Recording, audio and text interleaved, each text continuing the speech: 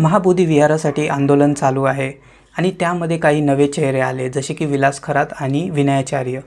आता यांच्यानुसार ही चळवळ म्हणजे लोकांचं म्हणणं आहे की ही चळवळ वेगळ्या दिशेला चालली आहे, पण ही कशी गेली याच्याबद्दल तुम्ही एक व्हिडिओ बघू शकता की विनयाचार्य हे आतमध्ये जातात आणि विचारतात। हा एक व्हिडिओ व्हायरल झाला की त्यामध्ये ते समजवण्याचा प्रयत्न करतात की एक व्यक्ती बसलेला आहे आणि तो एक श्राद्ध करून घेतोय, जे हिंदू पद्धतीने आहे, पण ते बौद्ध विहाराच्या आतमध्ये आहे। आणि हा व्हिडिओ खूप प्रमाणात व्हायरल होतो आणि सगळ्यांना असं वाटतं की या मूवमेंट आणि चळवळीचा मेन हिस्सा हा म्हणजे विनयाचार्य भिक्खू हे आहेत। पण ही चळवळ आणि ही जी मूवमेंट आहे ती योग्य दिशेला जाण्यासाठी, या योग्य दिशेवरून त्याला हटवण्यासाठी नक्की काय सुरू आहे तिथे हे कळत नाही।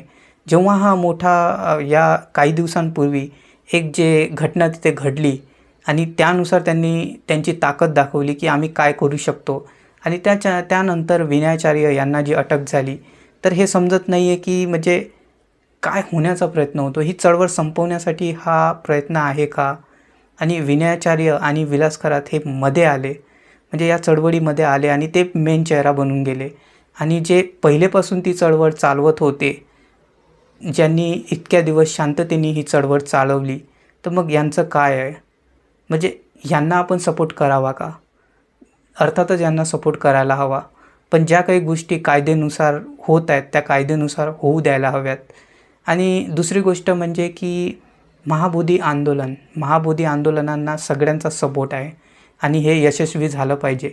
पण यानंतर हे कुणाच्या ताब्यात जाईल आणि त्याचा देखरेख ट्रान्सपरन्सी कशी राहील याच्यावर पण आपण विचार केला पाहिजे। हे पण तितकंच महत्त्वाचं आहे की चळवळ ही कसं आहे की गोष्ट ही दुसऱ्याच्या हातातून आपल्या हाती आली, पण आपल्यातल्या कशा माणसाच्या हाती आली हे पण तितकंच इम्पॉर्टंट आहे। तर हा व्हिडिओ तुम्हाला आवडला असेल तर चॅनलला सबस्क्राईब करा आणि व्हिडिओला लाईक करा आणि कमेंट करा।